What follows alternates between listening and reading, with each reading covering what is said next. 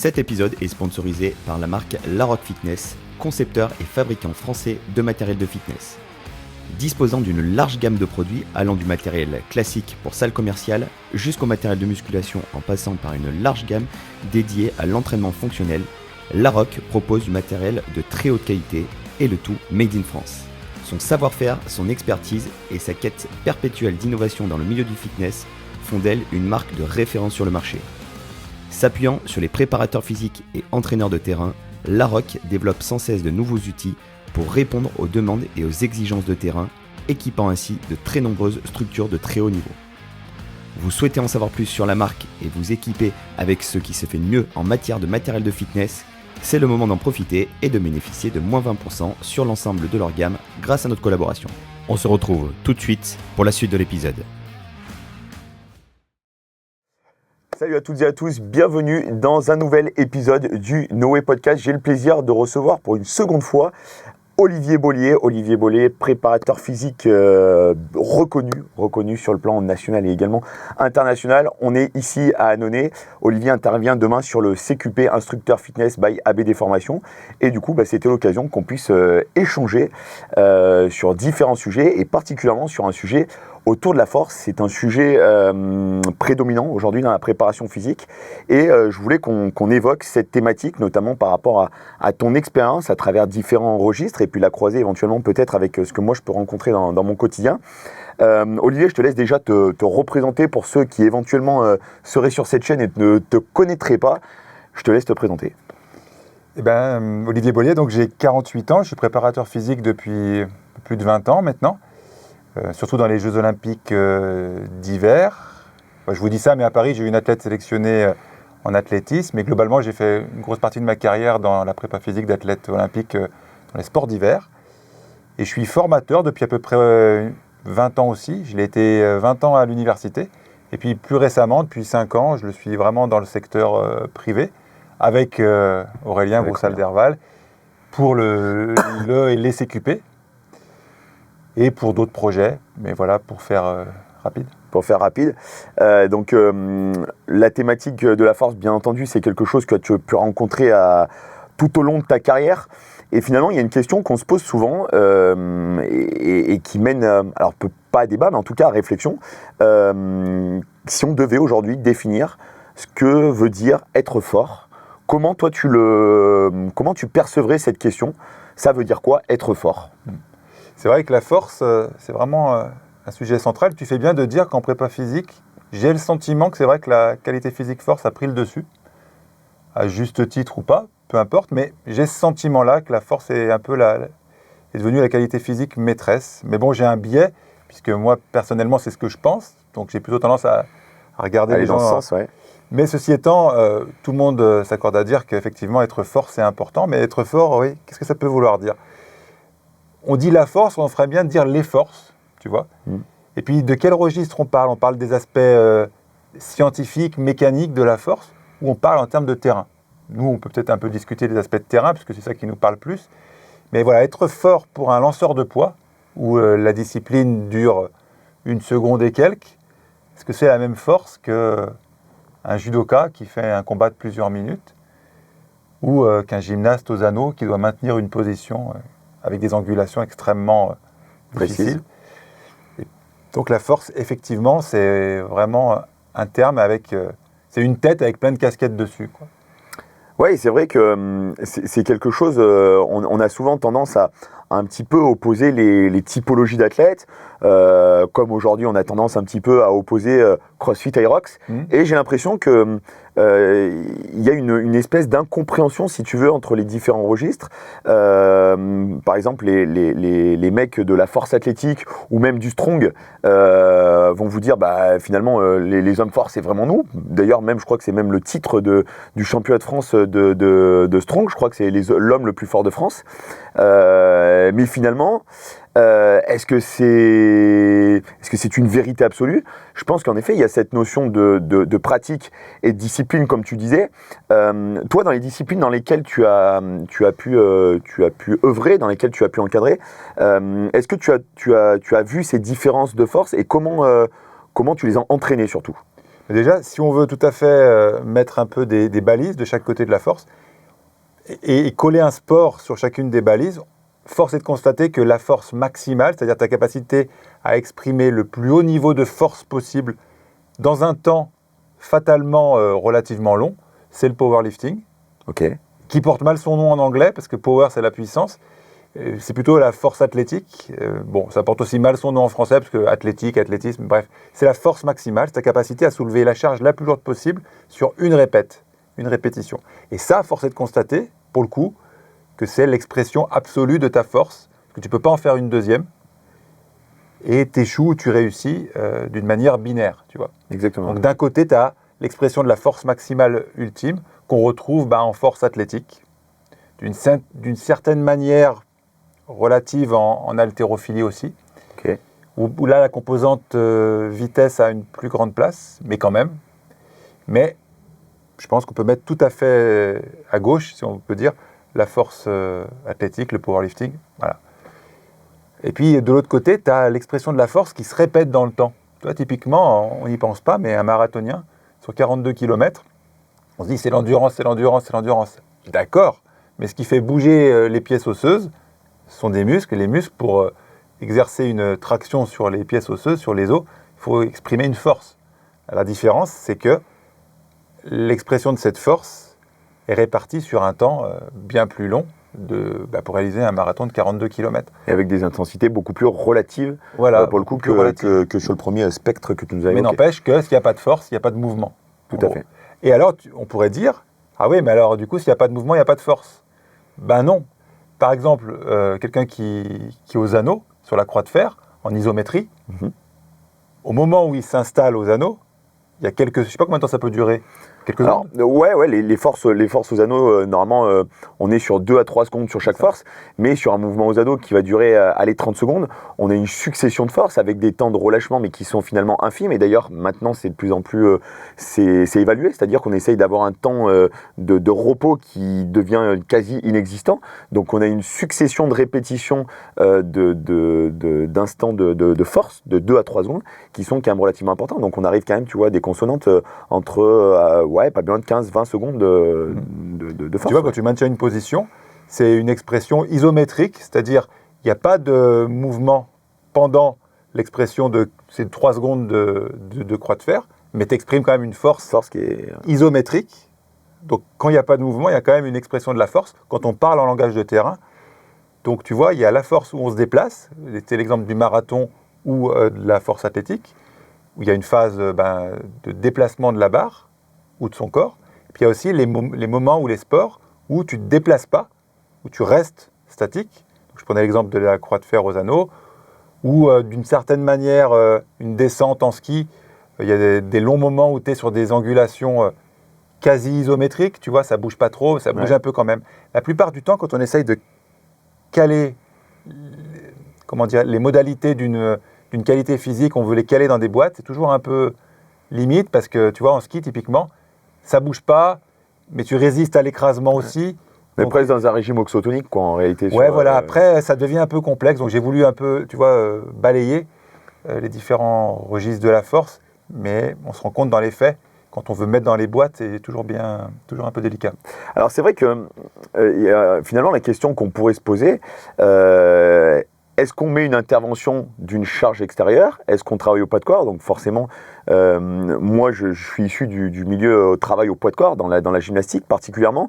Et on pourrait des fois mettre en opposition finalement. Est-ce que on parle du ratio poids-puissance qui est aussi un abus de langage, mais en tout cas capacité par rapport de développer sa force par rapport à un poids de corps, ou finalement la capacité à développer une vraie charge. Je sais que les strongman ont souvent tendance à dire, le jour où il y a, par exemple, je sais pas, il faut déplacer une voiture, le rapport poids-puissance, il ne rentrera pas en considération. Il faut être capable de soulever une charge très lourde, nous on sera capable de le faire. Et toi, avec tes 80 kg et, je sais pas, un deadlift à 180 ou 200 plombes, tu ne seras pas capable de le faire, alors que moi, je serai capable de le faire. Et à l'inverse, en même temps, si on lui dit, demain, tu es amené à devoir, je sais pas, il y a un incendie dans une baraque, tu dois hisser ton poids de corps pour entrer dans cette baraque, sauver quelqu'un et le ressortir, là, ça ne sera pas la même chose. Et pourtant, dans les deux cas de figure, on a une expression de la force, mais dans des thématiques finalement qui vont être différentes. Il y a un exercice de musculation que tout le monde connaît, et vraiment universel, c'est les mouvements de traction. Tu vois, typiquement, quand tu veux exprimer ta performance en traction, moi, quand je teste un de mes athlètes aux tractions, c'est son poids de corps plus le lest.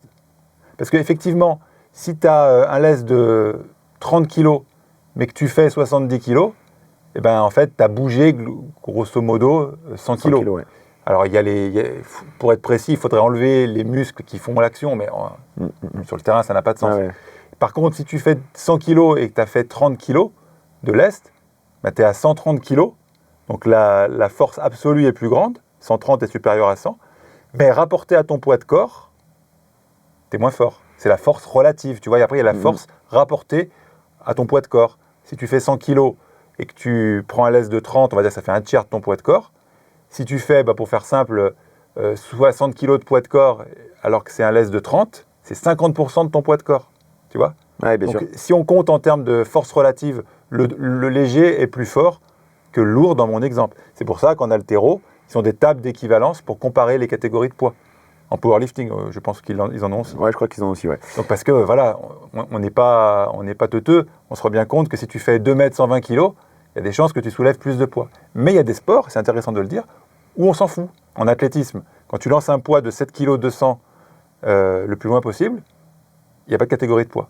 Ouais. Donc il y a des sports qui sont universels dans le sens, tu te démerdes avec ton corps et ta génétique pour faire la perf la plus impressionnante possible. Bien Typiquement, on pense à l'athlétisme. Puis il y a d'autres sports où il faut mettre des catégories de poids, les sports de combat. La gym, il n'y a pas de catégorie de poids. Et oui, et je voulais faire ce parallèle-là. Par exemple, si on prend la gym, mine de rien, la morpho d'un athlète, elle va clairement décider un petit peu de ta capacité à faire ou non. De... Ah non, ça n'existe pas. Je veux dire, les spécialistes aux anneaux, c'est 1m60, 1m65, quoi. Alors que c'est toujours un grand mystère, ça. Parce que j'entends bien, moi je fais presque 2 mètres, alors j'entends bien les problèmes de levier et tout. Mais virtuellement, on a plus de place sur des grands segments pour mettre de la viande que sur des petits. Mais ceci étant, ça le fait quand même pas. On accroît aussi le volume total de la contrainte de poids de corps. Donc, mine de rien, il y a aussi cette notion où là, pour le coup, il y a la force de pesanteur. Et du coup, ça me fait arriver à la réflexion suivante.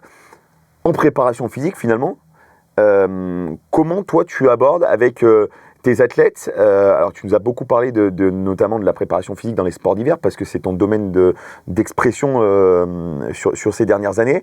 Est-ce que toi, tu es plutôt dans une approche rapport poids-puissance, même si vous l'aurez compris, c'est un abus de langage, mais vous aurez compris où on veut en venir, ou est-ce que tu es plutôt dans le développement d'une force maximale avec une charge maximale? Comment tu gères les choses? Globalement, moi, c'est assez rare dans les sports olympiques de ce type-là. C'est assez rare en fait que je m'attarde longtemps sur l'entraînement de force max. Tu vois, c'est rare que des skieurs ou des athlètes en fait qui doivent performer sur une épreuve qui dure plusieurs dizaines de secondes, voire plusieurs minutes suivant les disciplines. La force maximale au sens force athlétique du terme, je l'attaque assez peu quand même. Ok. Pourquoi ? Parce que je considère que le rapport risque, pas risque-bénéfice, mais investissement à mettre pour développer cette force maximale pour ce que ça va t'apporter, justifie pas... qu'on y passe autant de temps. Ouais. Typiquement, c'est très rare, même au niveau olympique. Je crois de mémoire, quand j'étais avec les équipes nationales de la Fédé de ski, je les ai testés en force qu'au bout de, je ne vais pas dire de bêtises, mais ça vous donnera un ordre d'idée, au bout de 3 ans, je crois. Trois saisons de prépa physique avec les mêmes athlètes. On parle de l'équipe nationale A. Ouais. Je les ai testés à ce moment-là parce que je jugeais qu'avant, j'étais pas en sécurité de le faire. Il n'y avait pas besoin, il y avait plein d'autres choses à travailler. D'autres priorités. Tu vois, il y a aussi ce côté, il faut à tout prix tester les gens, il faut qu'on ait des max pour pouvoir étalonner ces séances. Ça, c'est un mythe. Tu n'as pas besoin d'avoir des max pour étalonner des séances, tu vois. Et tu n'as pas besoin de tests pour savoir que tu as progressé en force. Si tu vois ton 5 séries de 5, tu le faisais à 80 il y a 1 an, et 1 an plus tard, tu le fais à 90, il y a très peu de chances que ta force max n'ait pas augmenté. Donc, pas besoin de la tester. Tu vois. Okay. Tester, c'est vraiment un peu un hobby des mecs de la muscu pure et dure. En prépa physique, en tout cas, moi, comme je le vois, c'est vraiment pas nécessaire. sauf dans des sports comme du lancer de poids, où la force max est centrale dans ton activité. Et là, effectivement, vu que tu passes 2 tiers de ton temps à soulever des poids, ok. Mais en fait, il y a plein d'autres sports où tu peux en faire l'économie, voire même la tester est une prise de risque inutile. Ok, c'est hyper intéressant parce que pour le coup, je pense qu'aujourd'hui, il y a en effet beaucoup de gens qui testent cette Force Max. Moi, le premier, pour le coup, je suis le premier en début de saison à faire un premier cycle où on va se remettre dans le bain, on va refaire de la montée en charge tranquille et progressive. Et puis, toujours de se dire, ok, on va se faire un test de Force Max. Alors en plus, moi, je travaille avec des enfants, donc on est beaucoup plus vigilant. On est capable de, même si on sait qu'on pourrait peut-être aller chercher le petit plus, d'être capable, avoir l'intelligence de dire, stop, on va s'arrêter là. Ça nous donne déjà un bon nombre d'idées et après, on est capable d'ajuster. Du coup, comment tu ajustes cette variable si tu mets pas de test en place? Avec les répétitions en réserve. Ok. Pas beaucoup plus compliqué que ça. Les répétitions en réserve, c'est vraiment un game changer, tu vois. Pas besoin de tester qui que ce soit. Si tu lui dis que tu as 3 séries de 8 à faire, à quel poids, coach? Au poids qui te permet, à la série 1, d'avoir 2 répétitions en réserve. C'est un exemple. C'est-à-dire que tu en fais 8, tu pourrais aller à 10, mais tu t'arrêtes à 8, je te mets 2 répétitions en réserve. Série 2, tu en fais 8, tu pourrais aller à 9, donc tu as une répétition en réserve. Et ta dernière série de 8, tu es à TOC, tu es en 8 RM, 8 répétitions max, tu ne pouvais pas en faire 9.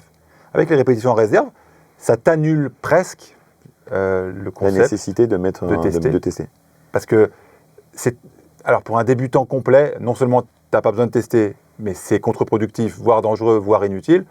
Donc tu t'en fous complètement pour un débutant. Et pour le public intermédiaire, les répétitions en réserve sont très rapidement bien assez précises pour faire un job tout à fait propre. Et du coup, sur cette notion de répétition de réserve, parce que je sais que je fais exprès de provoquer cette discussion, mais je sais que c'est un outil que tu utilises beaucoup. Comment tu calibres? Est-ce que c'est toi qui arrive à déterminer à l'œil, tu vois, de dire bon là, il y en avait encore un petit peu sous le pied, on aurait peut-être pu mettre un petit peu plus, ou est-ce que c'est les athlètes de leur propre chef qui sont en mesure de... parce que j'imagine qu'au début, c'est pas forcément évident d'arriver à trouver j'en avais encore peut-être 1 ou 2 sous le pied. Quand tu commences à avoir quelques années d'expérience en muscu, ça se fait bien. Ok. Donc ça veut dire qu'il faut quand même avoir un public déjà... Si on veut donner un chiffre, c'est dur, hein, mais quelqu'un qui s'entraîne, on va dire, 3 fois par semaine en muscu, encadré par un coach digne de ce nom, je pense que peut-être en 6 mois, 1 an, et encore peut-être que je suis un peu timide. On prend une fourchette peut-être un peu là. En fait, en une saison, tu es très à l'aise avec les répétitions réserve. Si tu t'entraînes régulièrement et tu es coaché. Pas si tu t'entraînes une fois tous les 15 jours comme tu as envie, là tu es paumé. Mais là, de toute façon, on s'en fout puisque tu fais n'importe quoi, n'importe comment. Enfin, n'importe quoi. N'importe quel type d'entraînement pas trop bête te permettra de progresser quand même. Mais ça, donc le débat ne se pose pas. Mais si tu t'entraînes sérieusement, 3 fois par semaine, suivi par un coach, en très peu de temps, tu es opérationnel sur la répétition en réserve. Donc ça te sort la problématique du testing.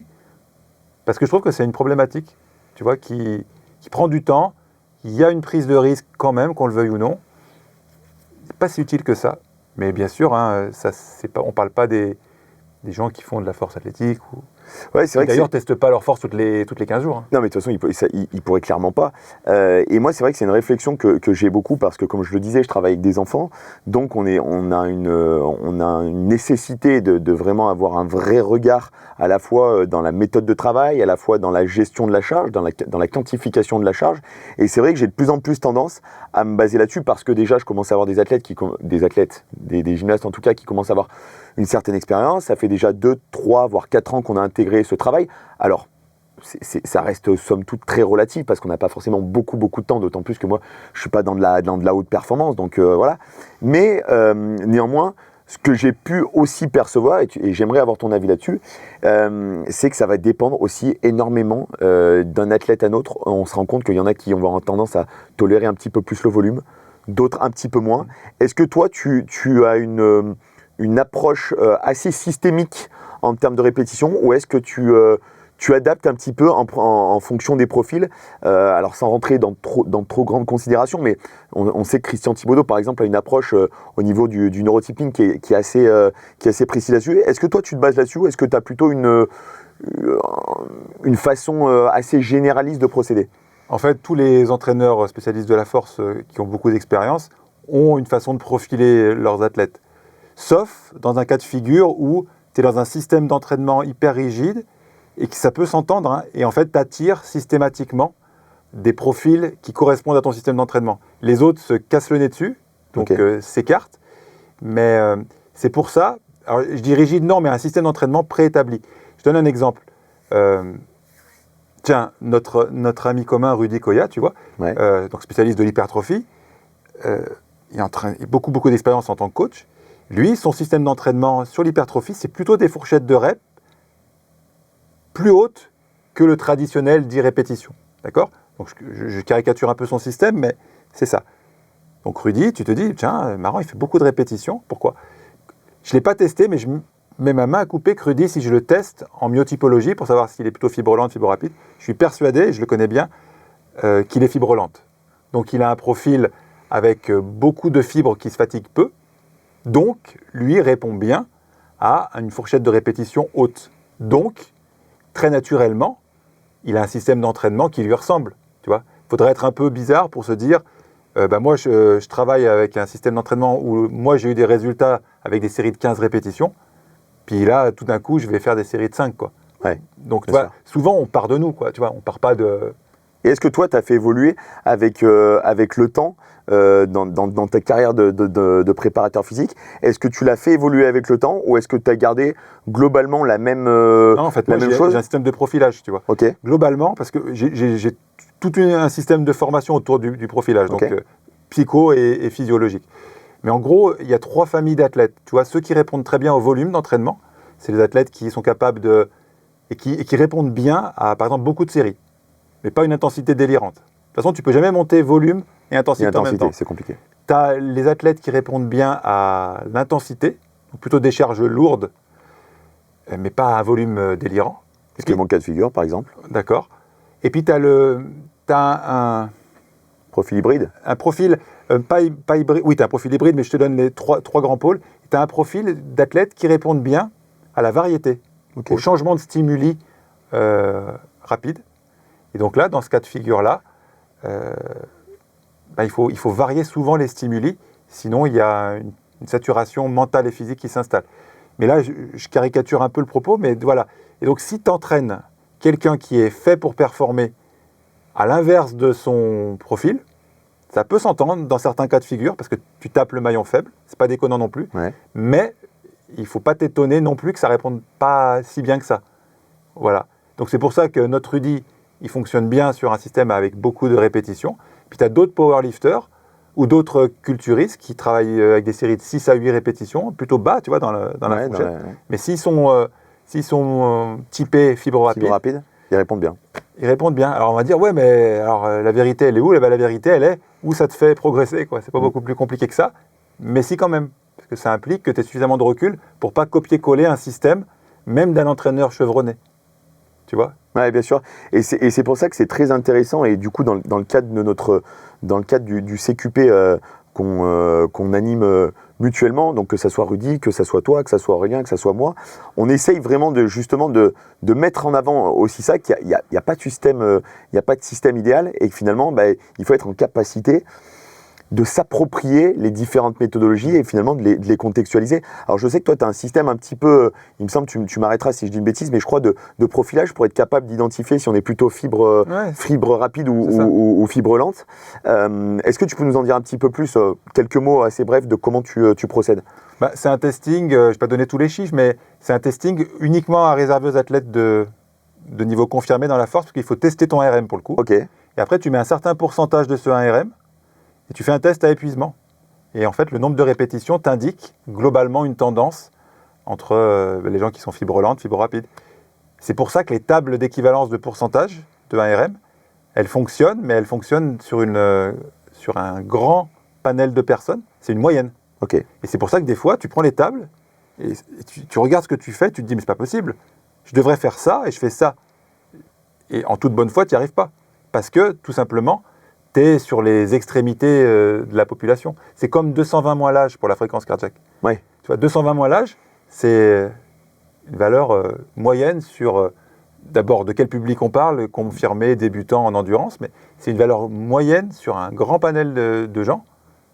Mais en fait, il y a un écart-type, c'est-à-dire une distribution des valeurs qui est très grande. Donc des fois, 220 moins l'âge, tu tombes dessus. Des fois, tu ne tombes pas du tout dessus, tu te dis, mais c'est pas vrai, il y a quelque chose qui ne va pas. Mais non, ce n'est pas quelque chose qui ne va pas, c'est juste que si tu prends cette valeur sans comprendre qu'il y a une distribution de cette valeur et que c'est que la moyenne, c'est comme la moyenne à une épreuve de maths à l'école, quoi. Ouais, bien sûr. Si tu as 12 de moyenne dans la classe, mais tu en as un qui a eu 20 et l'autre qui a eu 0. Ouais.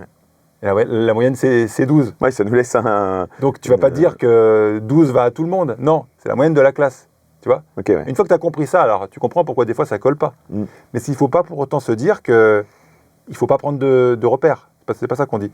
Il faut prendre des repères, mais être capable de s'en écarter quand tu es aux extrémités de ce repère. C'est pour ça que c'est un métier d'être coach. C'est pas non plus si facile que ça, quoi. Ouais, c'est bien. Tu nous ouvres la dernière partie de cette discussion sur justement le fait que c'est un vrai métier. Aujourd'hui, tu me diras tu me donneras ton avis. Ton avis m'intéresse sur le sujet. J'ai l'impression qu'aujourd'hui, les gens se basent beaucoup par rapport, quand ils coachent, à leur propre expérience, mais des fois, justement, en restant peut-être un petit peu trop sur leurs caractéristiques à eux.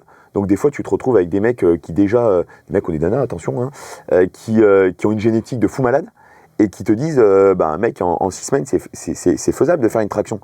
Et en fait, tu as des gens, ça va leur prendre 6 mois ou 1 an, et en fait, ces gens-là, ils vont se dire, attends, mais en fait, je suis un naze.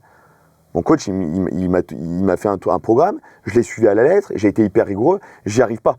Et en fait, c'est là où il y a la limite, à mon sens, de prendre son propre parcours comme, pas une vérité absolue, mais en tout cas comme un schéma, et de le modéliser, parce que pour le coup, y a peut-être beaucoup de choses qu'on ne va pas prendre en considération. Est-ce que toi, tu as ce même sentiment, qu'il y a beaucoup de gens, peut-être trop de gens, alors encore une fois, il n'est jamais bon de faire la généralité, mais il y a beaucoup de gens qui s'appuient peut-être sur leur expérience et qui des fois ont tendance à avoir du mal à en décrocher? Pour moi, l'expérience de terrain a beaucoup de valeur, tu vois. Donc, je ne peux pas dire que de partir de quelque chose qui vient du terrain, c'est une mauvaise chose. Il faut bien partir de quelque part, quoi. Tu vois Alors, je parle vraiment de sa propre expérience personnelle. Hein. Mais souvent, on ne peut pas partir de l'expérience d'un autre, quoi. Oui, bien sûr. Donc, on part de la sienne parce qu'au moins, on en a, quoi. Ouais. Moi, ce qui me crispe, c'est des coachs qui n'ont pas d'expérience personnelle. Et pour le coup, je sais pas, j'espère qu'ils vont partir sur un système d'entraînement d'un entraîneur confirmé et intelligent. Parce que si tu pars de rien, tu n'as pas de point de repère non plus. Et on n'est quand même pas tous des martiens. La plupart des gens, quand même, n'ont pas un potentiel olympique. Donc si tu pars de toi, il y a des différences entre les gens. Mais il y a quand même plus de points communs que de différences. Donc partir de son modèle, ce n'est pas une mauvaise chose. Mais le propre d'un coach, c'est de s'en extraire pour que ça fitte avec les différentes personnes en face de toi. Sauf si tu décides d'avoir un système d'entraînement très rigide, mais pas dans le mauvais sens du terme, très systématisé, pour en fait le pousser très fort, ce système, et pour faire performer les gens qui rentrent dedans et qui sont faits pour. Si tu as un système extrêmement fermé, mais extrêmement bien pensé, pour un profil, les gens qui rentrent, ils montent haut. Par contre, ça exclut tout le monde. Et c'est pas mauvais. Oui, c'est-à-dire qu'il y a, par contre, après, il faut que ce coach-là aussi, par contre, après, ait aussi l'intelligence, et en tout cas l'honnêteté intellectuelle, de dire attention, j'ai une méthodologie spécifique qui n'est peut-être pas forcément adaptée à tout le monde. Donc oui, je peux te prendre par rapport au profil que tu as, ou non, ma méthodologie ne correspondra pas. Et ça, c'est pas forcément. C'était l'exemple de Rudy, et j'ai pas voulu dire que Rudy s'adaptait pas, bien sûr que non. Mais j'ai juste dit que t'attires quand même, quand tu as un système d'entraînement que tu as peaufiné pendant des années et qui est vraiment sur une qualité, tu vois, un mec qui entraîne du powerlifting, il va jamais se balader à faire des séries de 15 reps, quoi. Ouais, bien sûr. Donc, tu vois, quand les qualités physiques sont vraiment pointues, souvent, tu as des systèmes d'entraînement qui conviennent à un typage de personnes bien spécifique. Quand ils rentrent dedans, ils explosent dans le bon sens du terme. Et l'autre façon de faire, c'est de se dire, moi, je ne suis pas dans la perf de haut niveau, tu vois. Moi, je vais faire progresser un peu tout le monde, parce que je ne suis pas dans ce délire-là. Ouais. C'est ni bien ni mal, c'est deux métiers différents. Et là, ok, les systèmes d'entraînement, il en faut plusieurs, où il faut un squelette avec des branches, quoi. Ouais, bien sûr. Une ossature, voilà. Typiquement, les séries de 10, il y a quand même peu de chances que ça ne convienne pas à la majorité des gens pour prendre du muscle. Tu vois, on a beau dire, c'est une bonne valeur moyenne. Je le sais, je commence là-dessus, je n'ai pas de résultat avec quelqu'un alors que ça devrait.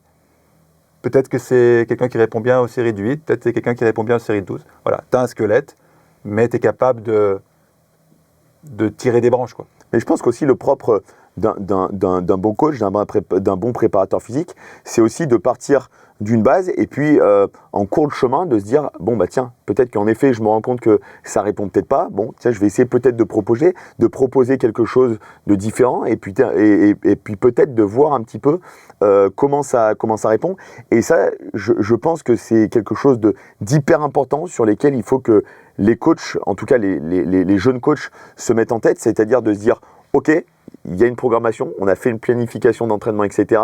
Mais peut-être qu'à un moment donné, il va falloir peut-être qu'on prenne une bretelle, la bretelle d'autoroute, entre guillemets, pour peut-être apporter des corrections. Et c'est vrai que je pense qu'au début, moi j'ai fait cette bêtise de me dire, on a programmé ça, on va faire ça. Ouais. Et en fait, c'est une bêtise parce qu'on essaye de rechercher des valeurs un petit peu absolues, comme tu disais tout à l'heure, et qui malheureusement collent pas forcément à la réalité. J'aimerais qu'on clôture cet épisode, si tu le veux bien Olivier, en parlant un petit peu du CQP instructeur fitness pour lequel tu interviens donc demain et puis pour lequel tu interviens de manière beaucoup plus généraliste sur toutes les antennes ABD Formation. Donc toi l'idée c'est de partager ton expérience à travers le coaching, particulièrement le coaching de haut niveau. Qu'est-ce que tu essayes de transmettre? Quel est vraiment pour toi le message qui va être le plus important à transmettre sur ce type de public et qui, à ton sens, fait vraiment écho pour que derrière il puisse l'utiliser sur le terrain? Moi, je viens qu'une journée, donc c'est toujours un peu... à la fois c'est facile et c'est difficile de choisir ces thèmes parce que je viens une journée. Donc moi, j'ai choisi justement de ne pas parler trop musculation, technique, système d'entraînement, bien que j'en parle quand même. Mais j'ai voulu partager de l'expérience, mais plus un peu avec du recul. Ce que j'aurais aimé savoir quand j'ai commencé, et ce que j'aurais aimé savoir quand j'ai commencé, c'est pas spécifiquement si 5 séries de 5 c'est mieux que 4 séries de 6. Parce que ça, en fait, dans les faits, pour la plupart des gens, c'est une information qui n'est pas importante. Bien sûr. Tout le monde s'en fout, en fait. Ouais. 4 séries de 6, c'est un débat de spécialistes, mais même les spécialistes vont te dire... Est-ce que ça a vraiment du sens? Ouais, vont te dire non, c'est interchangeable ou peu s'en faut.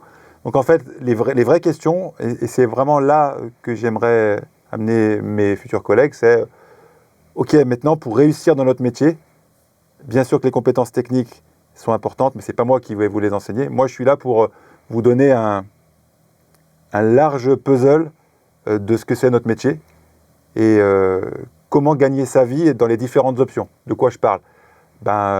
Tu veux être coach, mais ok, coach, c'est vaste. Donc, on va prendre du temps demain pour discuter avec les étudiants tu sais que tu peux gagner ta vie de multiples façons maintenant en 2025. Tu peux gagner ta vie en ligne. Ah ouais, en ligne, mais d'accord. Avantages, inconvénients, qu'est-ce qu'il faut faire pour y arriver? Qu'est-ce que ça va te coûter humainement et financièrement? Tu peux aussi faire du plateau, de muscu. Donc, on va brosser quand même et discuter en profondeur de ce que sont les différentes facettes du métier de coach sportif. Parce que coach sportif, c'est vraiment... Waouh, en 2025, c'est vaste. Ouais, donc, je prends beaucoup de temps pour discuter de ça avec les étudiants. Et puis souvent, il y a plein de questions qui arrivent, quoi. Tu vois? Et puis bien sûr, on illustre, et après j'en profite pour illustrer avec des choses un peu plus techniques, muscu. Mais globalement, l'idée c'est, on prend du recul, notre métier c'est ça, voilà les différentes pièces du puzzle selon moi, avantages, inconvénients, à l'échelle d'un an, ok, à l'échelle de 3 ans, à l'échelle d'une vie professionnelle. Tu vois, il y a ça, on parle jamais de ça. On dit jamais aux gens, ouais, tu vas faire des cours co rapides et avec des impacts, comme un fou en gueulant dans ton micro. Tu vas tenir 1 an, tu vas tenir 2 ans, tu vas faire ça toute ta vie. À 20 ans, tu n'y penses pas. En CQP, tu as des vieux, tu vois, qui viennent se reconvertir Là, majoritairement, le public qu'on a demain, c'est vraiment... Donc eux, quand je vais leur dire, pense à l'échelle d'une carrière, eux, ils sont déjà à la moitié de la leur. Donc ça va leur parler. Chose que tu entends moins quand tu as 18 ans, où effectivement là, tu es en pleine bourre, mais ça ne va pas durer. Le turnover dans le monde du fitness, c'est rapide, hein, c'est sanglant. Ouais, je pense que ça fait partie de ces métiers où finalement, si on n'a pas un plan de carrière un petit peu établi, qu'on n'a pas une vision, exactement, et on a tendance à très, très vite exploser. Et il y a quelque chose, je pense, qui est très important, qu'on essaye de vraiment promouvoir avec toute l'équipe ABD Formation, c'est la notion de transmission de cette compétence, de cette expertise, de savoir, et surtout de raconter des histoires. Parce que cette capacité, finalement, à raconter des histoires, des anecdotes de nos parcours, quels qu'ils soient, avec nos univers aussi hétéroclites qu'ils soient, permettent de vraiment imprégner. Je ne sais plus exactement dans quelle discussion j'entendais ça l'autre jour, mais ils disaient, plus vous allez raconter une histoire, plus les gens ont une capacité à retenir l'information, plutôt que de faire un cours bête et méchant. Nous, clairement, sur le CQP, quels que soient les intervenants, il y a très peu de gens qui arrivent, qui balancent un PowerPoint et puis qui balancent un cours pendant une journée. Je veux dire, ça serait insipide, ça serait un enfer, ça serait horrible. Au contraire, le but, c'est qu'il y ait vraiment de l'échange, de la discussion, et puis, comme je disais, nourrir d'anecdotes, etc. Et je pense que l'anecdote, elle fait toujours beaucoup plus sens qu'un PowerPoint. On se rappelle plus d'une histoire triste ou complètement, joyeuse. Ouais, bien sûr. C'est pour ça que les fables, c'est un moyen de transmettre des valeurs et des idées, bien sûr. Complètement. Écoute, en tout cas, Olivier, vraiment merci beaucoup. Hâte de passer cette journée avec toi demain. Vous aurez l'occasion de retrouver, d'ailleurs, là on est sur le No Way Podcast, mais également retrouver la playlist du CQP qui va sortir très prochainement avec des épisodes. Chacun des intervenants du CQP aura son petit vlog et vous pourrez voir finalement le vrai parcours de formation d'un CQP instructeur fitness. Sur ce, je vais vous laisser avec mon célèbre petit dicton. Seuls les poissons morts nagent dans le sens du courant, donc n'hésitez pas à aller un petit peu à contre-courant, à sortir du cadre. Vous n'en serez que plus fort. Sur ce, je vous dis à très vite. Ciao les amis.